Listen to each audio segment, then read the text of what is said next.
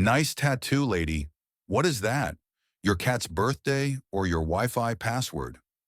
The young soldier's words sliced through the bar's smoky air, earning laughter from his buddies as they pointed at Emma's wrist, where cryptic numbers and a fractured diamond glinted beneath the neon lights. Emma didn't flinch. She lowered her glass, resting her hand calmly on the table, the tattoo visible like a silent challenge. Her eyes met theirs, not with anger, but with a quiet strength that spoke louder than any retort. And then the bar fell eerily silent. Three Navy SEALs rose from a shadowed corner. No words, just presence. They stepped forward, forming a wall between Emma and the mockers. In that breathless hush, honor revealed itself, not in loud boasts, but in unwavering, wordless respect. The Iron Horse pub in downtown Denver wasn't just a bar. It was a sanctuary of sorts, where the walls sweated bourbon and the floorboards groaned beneath the weight of stories too heavy to tell sober. On this particular Friday night, the place crackled with energy, alive with the kind of raw, restless spirit only young soldiers fresh off deployment could bring. The air was thick, with smoke, with the sting of spilled whiskey, with a kind of laughter that bordered on relief and defiance. Neon signs flickered against the stained brick walls, casting restless patches of red and blue over the faces of the crowd. The jukebox in the corner roared with classic rock, each guitar riff sharper than the last, competing with the chorus of boots stomping, chairs scraping, and glasses clinking like distant artillery fire.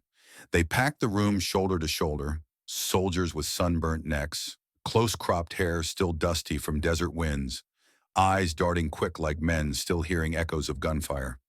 Some leaned into the bar, knuckles white around their pints as if anchoring themselves to this slice of normalcy. Others gathered around battered tables, dealing cards or swapping exaggerated war stories, laughter masking truths too jagged to name. And amid it all, unnoticed at first, sat Emma Davis. She occupied a small wooden table near the back, not hidden, but somehow fading into the periphery. The kind of person you could overlook in a crowd if you weren't paying attention. Emma's frame was slight, her shoulders curved ever so slightly inward, as though bearing a weight no one else could see. Auburn hair fell loosely around her face, strands clinging to the slight sheen of sweat that came from being too long in a packed room pulsing with heat and life. Her eyes, those were what might have stopped someone looking closely. Tired eyes, not from the hour or the crowd, but from years. From nights spent watching horizons for threats that never materialized. From seeing too much and saying too little. The kind of eyes that met the world head-on once, and had since learned to observe quietly from the edges. In front of her, a pint glass rested between slender fingers, the beer inside half forgotten, its foam leaving lacy trails down the sides like memories that refused to settle. But it wasn't the drink that drew glances her way, not at first. It was the tattoo. Her sleeve was rolled just high enough to reveal it. On the soft, pale skin of her inner wrist, bold black numbers, 09482, anchored beside a fractured diamond, sharp lines breaking the shape as if shattered by some unseen force. It was simple, stark, but it carried the weight of something more, like a code, a cipher from another world, a story only the initiated could read. And those numbers spoke, not in a language the laughing soldiers understood, not yet, but in the language of those who knew sacrifice, who carried loss inked into their very skin. The tattoo didn't demand attention, it waited, like Emma. Like the storm waiting beyond the horizon. Around her the noise of the Iron Horse continued, loud, boisterous, unaware. Young men shouted over each other, clapped backs, raised toasts to comrades far away or fallen, clung to the night as if daylight might steal it from them. They didn't see Emma, not really, not the way those numbers would soon make them see. She sipped from her glass, set it down with quiet finality, and rested her hand on the table. The tattoo caught the light, just so, and in that small act, invisible to most, the air seemed to shift, a prelude to the kind of silence that can only follow understanding. It started, as it often does, with one voice. Loud enough to cut through the noise of the bar, sharp enough to spark laughter, but hollow beneath its swagger. A young soldier, barely older than 20, leaned across his table. His eyes narrowed on Emma's wrist, as if he'd just spotted a riddle he felt entitled to solve. His uniform shirt was untucked, his face flushed with beer, and the confidence of a man surrounded by friends. "Hey, nice tattoo, lady. What is that? Your Wi-Fi password or your pet's birthday?" The words slashed through the smoky air of the Iron Horse, drawing the attention of his buddies. The nearest one snorted his beer through his nose, laughing as he slapped the table hard enough to rattle the empty pint glasses. "Or maybe the combo to your high school locker," another chimed in, grinning wide, teeth flashing in the flicker of neon lights. The first soldier wasn't done. Emboldened by the chorus of laughter, he stood halfway, pointing directly at Emma's wrist, his voice rising above the din of rock music and clinking glass. "Come on, seriously. 4321 B908 and a broken diamond? Looks like something you'd see on a cheap keychain from a gas station." Their laughter echoed through the room, blending into the soundtrack of the bar, the strum of guitars, the clatter of bottles, the hum of conversation. But this laughter had an edge, the kind that doesn't invite you in but pushes you down. Emma didn't flinch. Not when the first jibe landed, not when the second came on its heels. She didn't roll down her sleeve or move her hand or shrink into the chair as many might have in that moment. Instead, she simply sat there, still, calm, as if the storm outside hadn't yet reached her doorstep. Her fingers remained lightly curled on the table, the numbers 4321 B908 and the fractured diamond symbol exposed beneath the dim light. If anything, the steady line of her jaw and the quiet strength in her posture made the tattoo seem bolder, as though it were daring them to keep guessing, keep laughing, until they saw the truth. But of course, they didn't. Not yet. Across the room, others began to glance over.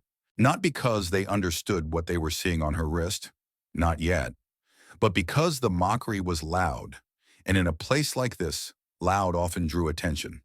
A few soldiers smirked, glad for the distraction. Some looked away, unwilling to get involved. And in a shadowed corner, three men exchanged looks, quiet, knowing, and wary. It's funny, isn't it? How quick we are to judge what we don't recognize. How eager we can be, in our moments of ignorance, to fill the silence with cheap jokes rather than patient curiosity. Maybe it's human nature, that instinct to label, to explain away what makes us uncomfortable. A string of numbers and a broken diamond? That didn't fit the stories these young men knew, the symbols they understood from video games, movies, or barracks banter. And what we don't understand, we so often try to diminish. If we laugh at it, it can't challenge us. If we mock it, we don't have to feel the weight it might carry. What those young soldiers didn't see was, not yet, was that 4321 B908 wasn't some random code or forgettable scribble. It wasn't the punchline to a barroom joke. It was the kind of mark that carried history, that spoke in a language only the battle-worn could hear. But that's the trap of ignorance. It blinds us to depth, invites us to measure meaning by how easily we can make light of it. And in that moment, their words weren't just about a tattoo. They were about their need to feel big in a world that too often reminded them how small they still were. One of them, perhaps sensing he was pushing too far, or perhaps simply drunk on the thrill of attention, added a final jab, voice dripping with mock sincerity. "Don't tell me. It's the code to your luggage lock. Gotta keep those secrets safe, huh?" The table erupted in fresh laughter, but this time it rang hollower, the sound bouncing awkwardly off the walls as some in the bar shifted uncomfortably, their amusement faltering. Because even the unseeing know, deep down, when a line's been crossed. Emma met their eyes then, not with anger, not with shame, but with a quiet that was stronger than either. Her gaze held steady, unwavering, as if she could see beyond their jokes to the fear beneath. And in that instant, the first thread of tension wove its way through the room. The kind of tension that warns a storm is coming, whether you're ready or not. And the storm was coming. In a shadowed corner, unseen by most, three figures began to rise. In the far corner of the Iron Horse pub, where the neon's flicker gave way to shadow, three figures sat in silence that spoke louder than the raucous laughter filling the room. Commander Jack Reynolds, Lieutenant Sarah Ortega, and Chief Petty Officer Tom Briggs. Navy SEALs to the bone, though tonight they wore no uniforms, no insignia. Just the quiet weight of men and women who had seen too much and boasted nothing about it. They hadn't come looking for trouble. A night off meant a night to breathe, if only for a few hours, without the constant hum of duty in their ears. But duty had a way of finding them, even in places like this. Jack sat with his elbows on the scarred wooden table, fingers wrapped loosely around a bottle of beer gone warm in his hand. His face, weathered by sun and sand, was turned just slightly, watching, always watching. His eyes, the color of worn steel, narrowed as the mockery at the other end of the bar grew louder. Wi-Fi password? Pet's birthday? Locker combo? Luggage code?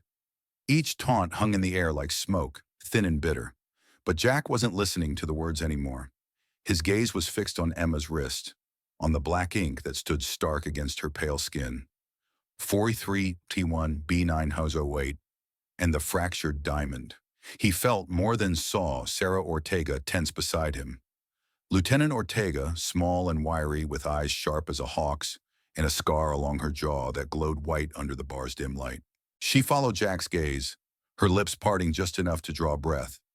The kind of breath you take when recognition hits like a punch to the gut. Tom Briggs, broad-shouldered and quiet, shifted his weight forward, his chair creaking beneath him. His eyes flicked from the tattoo to Jack, then to Sarah, reading the silent confirmation in their expressions. None of them spoke. They didn't need to. Operation Black Dagger. The name alone carried ghosts. It had been one of those missions no one talked about in bars or at reunions. The kind that didn't make the news. The kind that never would. A mission buried under layers of clearance and silence, but one that lived on in the minds of those who had walked through it and come out the other side. Those few who had survived. 4321B908. The operational code. The number burned into briefing files, murmured in headsets as they leapt from choppers into the dark. The number that marked the night they tore through enemy lines to extract hostages from a mountain stronghold. The night they left comrades behind in the dust and blood of a collapsing compound. And the diamond? Fractured, because that was what the team had called themselves in the end. The Diamond Team. Hard, unbreakable. Until that night, when the unbreakable shattered. The SEALs knew what that tattoo meant. It wasn't decoration. It wasn't a joke. It was a memorial. A cipher of grief and honor carried not for the world to see, but because some truths can't be spoken. They can only be born. Jack's jaw clenched. His grip on the bottle tightened until the glass creaked in protest. He forced himself to breathe, slow and steady. His eyes didn't leave Emma's wrist. That tattoo, it wasn't just a code. It was a reminder, a promise kept to the dead. Beside him, Sarah's eyes glistened, though no tears fell. She pressed her lips together, swallowing the swell of memory that rose unbidden. The sound of gunfire cracking the cold mountain air, the roar of the Black Hawk overhead, the cries in the night when things went wrong. Tom's broad hand rested on the table, his fingers splaying wide as if steadying himself against the wave of the past that threatened to pull them all under. His voice, low and rough, broke the silence at their table. Black Dagger. That was all he said. That was all he needed to say. Jack gave a single, tight nod. Yeah. Sarah exhaled slowly, her gaze returning to the present, to Emma, still sitting in quiet defiance, still enduring the jabs of men too blind to see what sat before them. She was there, Sarah murmured, voice soft as ash. She's one of us. Jack nodded again. He felt the pull of duty, not the kind that came with orders, but the deeper duty, to honor, to protect, to stand with those who had stood where you'd stood and seen what you'd seen. In that moment, without a word of agreement spoken between them, the decision was made. They would not let this mockery stand. Not here, not tonight, not with one of their own. The laughter at the Iron Horse pub began to fray at the edges. The kind of laughter that starts to sound unsure, as if even those laughing feel the ground shifting beneath them. The young soldiers, so eager to jeer just moments before, found their voices thinning as the weight of the room changed, and at the center of it sat Emma. She hadn't moved. She hadn't spoken. Her pint glass rested untouched on the table now, the condensation bleeding slowly onto the worn wood beneath it. Her hand lay still, palm down, her wrist turned just enough for the inked code and fractured diamond to catch the faint glow of a flickering neon sign. She met their eyes, one by one. The loudest among them first, the young soldier who'd cracked the Wi-Fi password joke. His grin faltered, just slightly, then the one who'd sneered about her locker combo, and the last, the one who'd tried to end it with a jab about luggage locks, now fiddling with his glass, unable to hold her gaze. Emma's eyes didn't burn with anger. That would have given them too much. There was no flash of fury, no cutting retort. Instead, there was something far stronger. A quiet that refused to shrink. A calm that didn't beg for understanding or pity. A strength so steady it unnerved those who'd mistaken her silence for weakness. And from the corner, they rose. Commander Jack Reynolds was the first to move, his chair scraping softly across the floor. Not loud, not dramatic, but enough to break the last of the bar's false merriment. He straightened, tall and sure, the kind of presence that didn't need a uniform to command respect. Lieutenant Sarah Ortega rose with him, fluid and purposeful. Her gaze swept the room, not with threat, but with a clarity that made the space between her and the mockers seem suddenly vast and cold. Chief Petty Officer Tom Briggs pushed his chair back last, slow and deliberate. His frame filled the space behind him, a silent shadow of resolve. They said nothing. They didn't have to. The three of them stepped forward as one, moving from the shadows toward the center of the room where Emma sat, where the tension hung heavy like the smoke curling near the ceiling. They didn't rush. They didn't posture. Each step was measured, solid, the kind that made even the bravest pause. And the young soldiers did pause, mid-jest, mid-lift of a glass, mid-smirk. Their words dried up as the seals approached, as if the air itself had grown too thick to speak through. The mockers exchanged quick glances, confusion flickering across their faces. What was this? Who were these people? What was happening? The seals stopped just behind Emma's table, close enough to stand with her, but not so close as to speak over her. They formed a barrier without raising their hand, without drawing a weapon. Their presence alone was shield enough, an invisible wall, unyielding, unspoken. And in that moment, the bar fell silent. No more jokes, no more laughter. The rock music still hummed in the background, but even that seemed to fade, like the building itself held its breath. The clink of glass against glass, the scrape of a chair, the shuffle of boots, all of it ceased as every eye turned toward the quiet standoff playing out before them. Emma didn't look at the seals. She didn't need to. She knew. She felt it in the space behind her. That wordless support, that bond forged not in bars or games, but in the crucible of shared sacrifice. She simply sat, her back straightening ever so slightly, her chin lifting by a fraction. A silent acknowledgement. A silent thank you. And the young soldiers, oh, they saw it now. They saw what they'd missed in their haste to ridicule. The code, the diamond, the silence. None of it was empty. All of it spoke of something they hadn't earned the right to laugh at. No one told them to sit down, to shut up, to apologize. But shame has a way of filling a room faster than any voice can. The loudest among them swallowed hard, his Adam's apple bobbing visibly. Another lowered his eyes to the table, suddenly fascinated by the ring of moisture his glass had left on the wood. And still, not a word. Because real honor doesn't need a voice. It doesn't shout to be heard. It stands steady, unwavering, in the quiet moments when the world holds its breath and waits to see what you'll do. The seals stood with Emma not because she needed protection. Anyone with eyes could see she could weather this storm alone. They stood because honor demanded it. Because sometimes presence is the loudest answer. Because respect, the kind that means something, doesn't come wrapped in noise. It comes in the quiet, in the choosing to stand when no one asked you to. And so the Iron Horse Pub bore witness to that rarest of things, a lesson taught without a word, a moment when mockery gave way to understanding, when loud voices grew still in the face of silent, unshakable strength. And the night, for all its noise, would never forget it.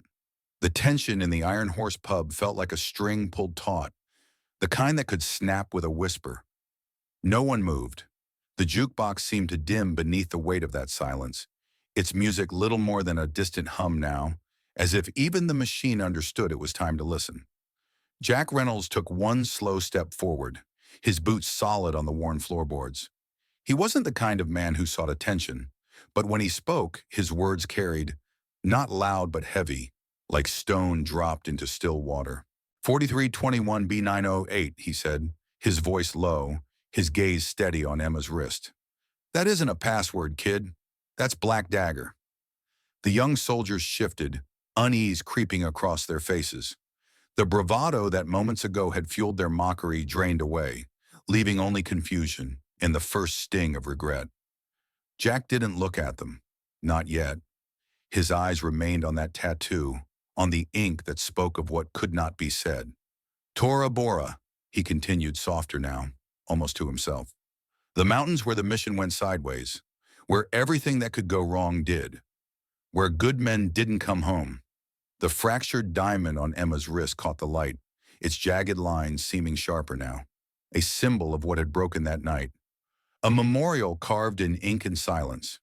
Tom Briggs, standing just behind Jack, nodded once, slow and solemn. Sarah Ortega's eyes glistened in the half-light, memories flickering behind them like ghosts at the edge of vision. Jack finally turned his gaze to the young soldiers, and when he did, it was not with anger. It was with the quiet gravity of a man who has buried too many friends. Black Dagger wasn't a mission you read about, he said. It was the one no one wanted to remember, but no one who was there could ever forget. The young men stared at Emma's wrist now, really seeing it for the first time. Their faces paled beneath the bar's flickering neon. One of them, the loudest, the first to mock, lowered his eyes to the table, shame burning hot across his cheeks. Jack kept speaking, not to shame them, but because the story deserved its breath. We went into Tora Bora to bring hostages out, civilians, contractors, people who would have died if we hadn't gotten there. We fought through hell to get them out, and hell followed us all the way back down those mountains. Ambushes, traps, weather that turned against us. He paused, his jaw tightening. We lost a team that night, lost brothers, lost the code. That was our rally point, our final call sign. And that diamond, that was our team. Solid, unbreakable, until it wasn't. His voice faded, but the weight of it lingered in the stillness that followed. Emma hadn't spoken through any of it. She didn't need to. Her silence had always been enough. She had worn that code not for admiration, not for explanation, but because some stories deserve to be carried close, where only those who understand can see. And now these young soldiers saw. The mocker who'd laughed about Wi-Fi passwords swallowed hard, his throat tight, his fingers fidgeted with the edge of his beer glass, as if he could smooth away what had been said. Another stared at the floor, jaw clenched, blinking against the sting in his eyes. The third shifted in his seat, his earlier grin gone, replaced by the hollow weight of realizing he'd made light of something sacred. Sarah and Tom stood firm behind Jack, no words needed between them. Their presence was enough, steady as the mountain they'd once fought upon, unyielding in the face of disrespect turned to regret. Jack's gaze softened, just slightly. Respect isn't about who shouts loudest in a bar, he said. It's about who stood when it counted, and who remembers the ones who can't stand beside them anymore. He gave Emma a small, respectful nod, the kind that needed no more words. And the young soldiers? They sat in that silence, learning in seconds what arrogance had blinded them to before. That some marks on the skin are written in blood and sacrifice, not ink alone. The weight of Jack's words settled over the Iron Horse like a gentle, inescapable fog. No one dared break the silence. The young soldiers, their faces pale now beneath the flicker of neon and the glow of old pendant lamps, stared down at their glasses or the grooves in the wooden table. Their earlier swagger had dissolved into something far more human. Humility, regret, understanding. Emma didn't offer them a speech. She didn't need to. Her silence had carried more meaning than any lecture could have. Slowly she stood, the legs of her chair scraping softly against the floorboards. The bar, which moments ago had been a riot of noise and laughter, remained hushed, as if the very walls were holding their breath. She picked up her jacket from the back of the chair, draped it over her arm, and gave the table a soft, final pat. The same table that had borne witness to this quiet turning point. Her boots sounded light but certain against the floor, each step a reminder of strength that didn't ask to be seen, of courage that didn't seek applause. The seals watched her go. Jack, Sarah, Tom. None of them moved to stop her. None of them tried to add more words to what had already been said without saying much at all. But as she passed, they each gave her a small, respectful nod. No salute, no grand gesture. Just the kind of nod one warrior gives another. The kind that says, "We see you, and we stand with you." Emma didn't look back. She didn't need to. The door of the Iron Horse swung open, letting in the cool breath of the night. The city's hum drifted in with it. The smell of damp pavement, the faint diesel of a bus rumbling by, the distant siren song of a city that never truly slept. And then she was gone, swallowed by the night, leaving behind only the echo of her quiet defiance and the story that would live on in those who witnessed it. The young men remained seated, changed in ways they couldn't quite name yet. The mockery they'd thrown so carelessly now felt like a stain they couldn't scrub clean, but also a lesson carved deep. One by one, they lifted their heads, their eyes meeting those of the seals who still stood like silent sentries. And in that exchange was understanding, apology without words, respect born too late but genuine nonetheless. The seals said nothing. They didn't have to. Their presence was enough. A reminder that true honor doesn't boast, doesn't jeer, doesn't need to be loud. It simply is. And so the Iron Horse pub returned slowly to its rhythm. The jukebox picked up its tune again. The clink of glass resumed. But something was different now. The air held a memory, a mark left not on the walls but in the hearts of those who had been there. That night, the young soldiers learned a truth many of us forget too easily. That the weight of a symbol isn't in how bold it looks or how clever we think we are for noticing it, but in the story it carries. We're so quick in moments of ignorance to judge what we don't understand, to fill silence with noise rather than pause to look deeper. Emma's tattoo was never meant for show. It was a memorial, a promise, a scar made visible. And what those young men learned, what all of us must remember, is that the surface rarely tells the whole story. Sometimes the quietest people carry the loudest truths. Sometimes the smallest marks carry the heaviest weight. So next time we see a symbol we don't recognize, a tattoo, a worn patch, a look in someone's eye, maybe we pause. Maybe we look closer. Maybe we honor the story, even if we don't yet know it. As we close this story, I want to leave you with something to ponder. Because this wasn't just about a tattoo or a night in a bar. It was about how we choose to see one another in a world that moves faster than ever.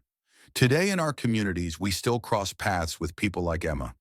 Quiet souls who carry histories in their hearts, scars beneath their sleeves, and stories too heavy for casual conversation. In our modern lives, and whether at the grocery store, at church, in the waiting room of a doctor's office, or during a small-town parade, how often do we overlook those who have served, who have given, who have stood when it counted most? And how often do we rush to judge, to dismiss, to assume? This tale reminds us to slow down, to look closer, to choose kindness over mockery, because true courage doesn't always wear a uniform, and duty doesn't retire when the uniform comes off. Now, I'd love to hear from you. Have you ever discovered someone's quiet heroism where you least expected it? How do you think we can show deeper respect to those who have served in our everyday lives? Drop your thoughts in the comments. I read them, and they truly matter. And if this story touched your heart, please take a moment to like this video, subscribe to the channel, and share it with someone who could use a reminder of the unseen heroes among us. Thank you for spending this time with me. Until next time, take care, and let's keep honoring the quiet courage that surrounds us.